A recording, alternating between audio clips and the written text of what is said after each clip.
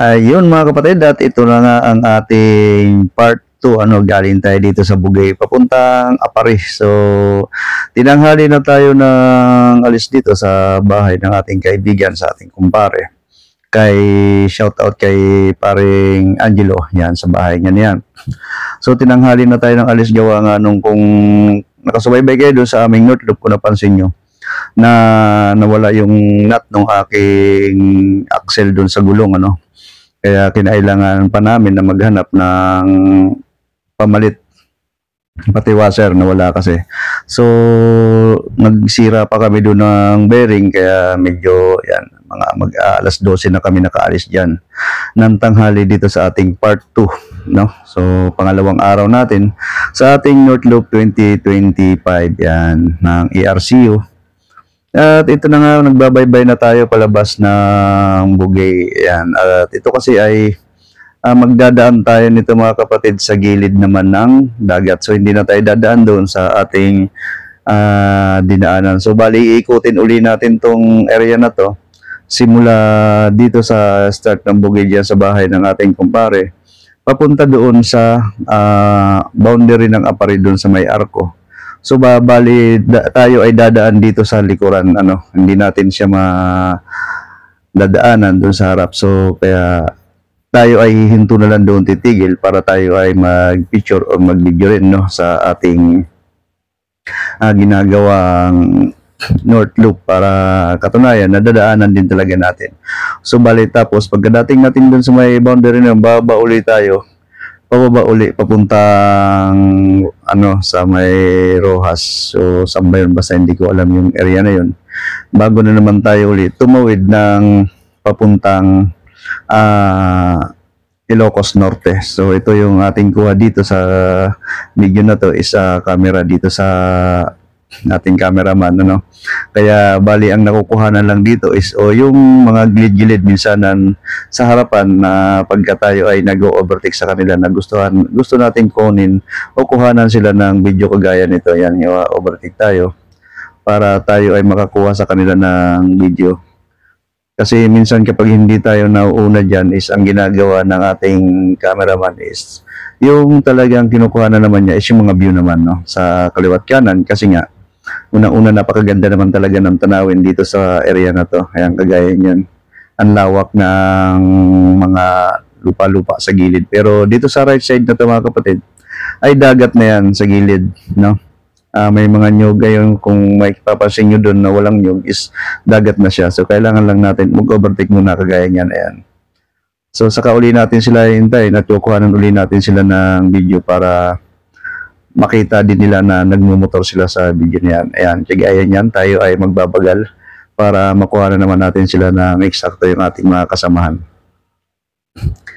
Kaya ganun lang ang ginagawa natin, babagal o overtake tayo, tapos pag gusto natin silang kuha na ng video is magdadahan-dahan naman tayo, saka natin sila papunahin. Ayan, kagaya ng mga ginagawa natin yan. So yun, tuloy-tuloy lang tayo mga kapatid dito sa ating pagbibiyahe. Kaya hindi rin ako nakakuha rito ng record, gawa nung doon sa aking cam sa helmet.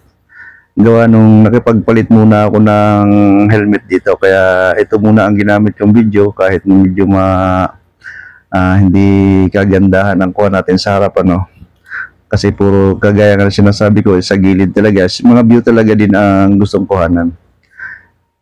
Kaya doon tayo sa part 2 nito, makakakuha ng ating video from dito naman sa boundary ng Apari. Pababa na ulit tayo papuntang Santa Ana hanggang sa Ilocos. Doon tayo ulit kukuha ng magandang spot or magandang video, kasi nang hinayang lang din ako dito sa video na to na hindi may upload, kasi syempre is record na rin naman natin to, So pasensyahan nyo na muna yung ating pagkuha nito. Ayan, kagaya na sinasabi ko kanina mga kapatid, ayan, puro dagat na yan ng Apari. So maganda yung dagat nila, Danaya lang, at ang tingin ko is talagang mababaw simula dyan sa part ng may mga alon-alon hanggang doon sa dulo, kasi kung malalim yan is hindi nag-aalon, di ba? So napakaganda lang ng baybay nila. Pero ayan ay tawag nito sa likod dito ng kanilang bayan ng Apari. Kasi tayo ay dadaan dyan sa mismong sentro ng Apari papunta doon sa boundary doon sa kanilang arko. Hindi na lang tayo nakapag picture o nakapag video doon sa mismong ng Apari sa may pasyalan nila, yung may pangalang I Love Apari. Pero siguro sa mga taga dyan is matatandaan o malalaman naman nila yung lugar na yan na talagang part na po yan ng Apari talaga. Hindi natin na pwedeng dayain yan sila kasi kung kabisado nila yung area nila, kasi tayo naman ay dumadaan lang dyan, so papakita lang din natin sa kanila yung area nila. At sabi nga nung nakausap namin nung nandoon kami sa may Ordaneta o sa Ambog part pa yun na inabot kami ng gabi, na sila nga daw ay mga taga doon pero hindi pa raw sila nakakarating dyan sa Apari, no? So samantalang kami daw ng mga taga Manila ay yung nakakarating pa sa area na mas malapit doon sa kanila. Kaya na-amiss lang din sila or tutuwa na tayo ay nakapag-ikot ng norte. Ito mga dinadaanan natin mga kapatid, mga palay yan, binibilad nila. So dito lang tayo sa gilid talaga niyan. So delikado pag yan ka sa may palayan at slide ka talaga, may paglalagyan ka kapag medyo nag-alanganin ka dyan. Dami rin kasi nilang mga palay dito. Ganyan din siguro ang kanilang produkto dyan na pero tingin ko ang Apari kasi is malapit sa dagat. Baka possible na ang talaga nila pangunahing produkto ay pangingisda. At dito magtataka ka rin mga kapatid sa kanilang palayan. Ayan, ang mga palayan nila is puro tubig, no? So masasabi mong medyo maganda ang lupa dyan kasi medyo laging basa. Hindi lang siguro maganda kapag medyo masama ang panahon kung umaakyat ang tubig galing ng dagat papunta dyan sa kanilang mga palayan. Hindi lang natin masabi yung kasi hindi natin kabisado naman yan kung ano ang part na yan, no? Sa kung ano ba yung nangyayari yan sa kanila pag medyo masama ang panahon, kung maganda ba kung hindi ba tumataas ang tubig o tumataas ba. So pakitama na lang ako mga kapatid kung halimbawa man na alam nyo kung anong meron nyo, kung umaakyat ba talaga yung tubig pag nag-high tide kaya may nakikita tayong mga tubig dyan sa part ng palayan yan, kagaya niyan. Ang iniisip ko kasi dyan is sabi ko baka high tide lang kaya ang tubig ay umaakyat. So hindi ko sure yun. Tama na lang ako kung mali ako mga kapatid. So ito, inunahan na naman natin sila rito sa part na to, no? Para makuhanan uli natin sila ng pagkakataon sa ng video na bago tayo makarating sa arko is makadalawang beses natin sila makuhanan sa biyahe. Si kapatid Camilo, ayan, Easy Ride 150N. At si Vice ang Easy Ride 125, siyempre. At ang ating guide nandito sa unahan. Ayan, si Angelo. Ayan, yung nasa unahan na yan. At yung mga kasama kasi namin dyan mga kapatid is naghihintay na sila kasi nauna yung mga bata doon sa mismong arko ng Apari kasi naghanap din sila ng pyesa at medyo bumigay kasi yung huli ni kapatid na Cyrus nung tayo nagbibiyahe, umalog yung kanyang collar. Kaya nauna sila dun sa arko. So ito na sila. At yan, pakaway-kaway pa lahat. Nakakatuwa lang din yan na nai-enjoy naman ng ating mga kasama yung biyahe. Hindi natin alintana ang init at pagod sa biyahe natin na to. At siyempre kahit ako rin, ganun din naman ang nararamdaman ko. Hindi rin talaga, kasi una, sabi ko nga, ito ay first time ko talaga na marating din ang buong norte na maikot. So, ito rin yung pagkakataon na naikot natin siya. Kaya malaking bagay o para sa akin is talagang record ko siya kung tutusin kasi kadalasan ng aking biyahe ay puro pa south.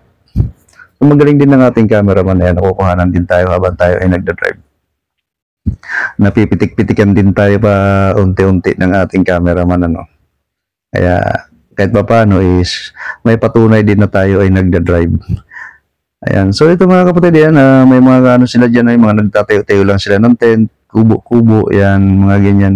So nagsipagligo kasi sila dyan. Kasi ito ay day 2 natin ng April 18 na to. So pangalawang araw ng mahal na araw ng Huwebes Santo. Huwebes Santo, Biyernes Santo na pala. Sorry, Biyernes Santo na pala yun, yung 18.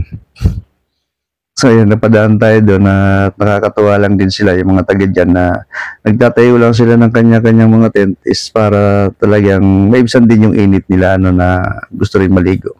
So ito, papasok na tayo ng kanilang bayan dito sa looban sa loob ng Apari. At tayo ay liliko dyan sa may bandang palengke. At nakakatawa rin dito mga kapatid is meron din tayo mga kapatid na nag-aalalay talaga sa mga motorista o mga dayo na nag-a-assist din So nandiyan yan sila sa bandang kanto na yan, magpakatambay. Ayun yung mga kapatid natin na yan. So binusinahan natin yan, di lang natin narinig dito sa ating video. Tayo ay nagpasalamat din sa kanilang pag-guide sa atin sa ating biyahe. Nakakatuwa lang dito sa looban ng kanilang bayan kasi ang walang traffic, dahil lang pagtawid natin dito sa dagat ng tulay pala, sorry. Napakalawak ng dagat din dito, ilog na papuntang dagat ang tinawid natin. So parang may perpa siya doon. Kaya tayo ay nagtuloy-tuloy lang sa biyahe.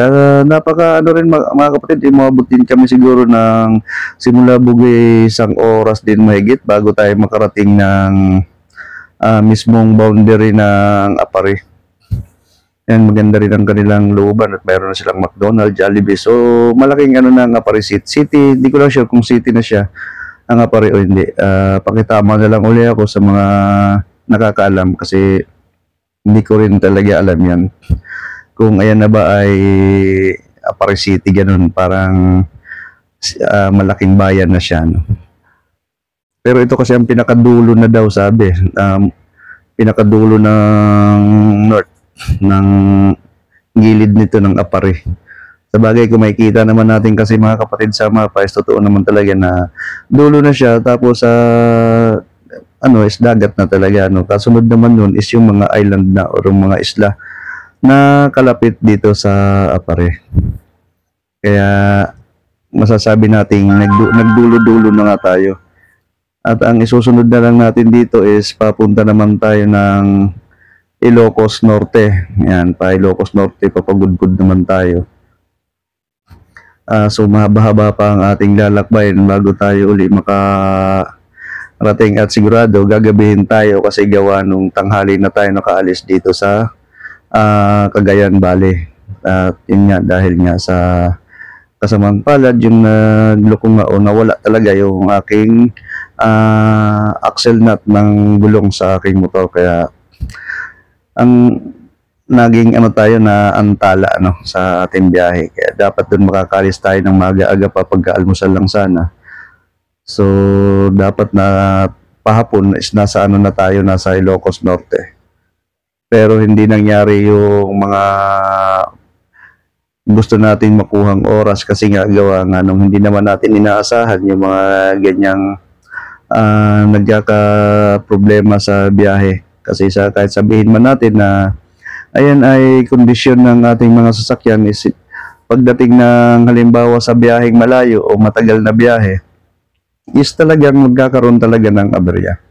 Hindi ko lang inaasahan sa motor ko, pero lagi ko naman sinasabi rin o lagi ko rin iniisip na sana ang motor ko lang ang masisira kung halimbawa nagbibiyahe kami o ako lang ang magkakaproblema sa motor ko lang, wag lang yung aking mga kasama. Lagi yun ang aking dinadasal sa biyahe. Sa bawat biyahe na kung sino man ang aking mga kasama, kung saan man kami bumibiyahe, yun lagi ang iniisip ko na sana yung sa motor ko lang mangyayari yung mga hindi natin inaasahan. Kasi unang-una sa motor ko is kaya ko siyang gawa ng paraan o kaya ko siyang itakbo ng kahit may diferensya ang aking motor. Hindi kagaya ng ating mga kasamaan kasi is hindi natin masabi na talagang mga ngayaw na sila ibiyahe yun kapag halimbawa na may diferensya na ang kanilang mga sasakyan. Kaya tayo ay nagdadasal lang na sana sa lahat ng magiging problema ng sasakyan, magiging sira is mapunta lang doon sa akin. So para sa akin lang talaga naman napunta At si kapatid Camilo kasi is flat lang naman yung nangyari nung kami ay nasa ano pa lang, nasa bago dumating ng Isabela. Yun. Tapos yung naplatan siya doon. Kaya yun lang ang naging problema bukod dun sa akin na naplatan din ako sa part ng Ilocos Sur nung tayo ay pabalik na rin. Maigi nga at medyo maaga-aga pa. Medyo naagapan din natin yun. Hindi masyadong bumigay hanggang sa tayo ay nakabalik din naman. So dito sa part na ito mga kapatid is malapit na tayo dyan sa arko ng Apare. No? At makakakuha tayo ng video dyan is pagdating na o paghintunan natin doon sa mismong arko. So dito kasi is lalagpasan lang natin yung arko niya papunta doon sa unahan para makita natin yung nakasulat doon sa kanilang arko na Apare. No? Ayan, paunahin na naman natin sila sa part na to para matuwa lang sila sa kanilang pagbibiyahe. Ma-enjoy. At nakakatuwa lang sila yan, no? Si kapatid Camilo naglalaro na, nakatayo na. So yun na, maraming salamat mga kapatid sa mga patuloy na tumututok at antabayanan nyo po, sundan nyo po uli ang ating part 2 sa ating day 2 sa ating North Loop 2025. Maraming salamat mga kapatid, ingat po tayong lahat.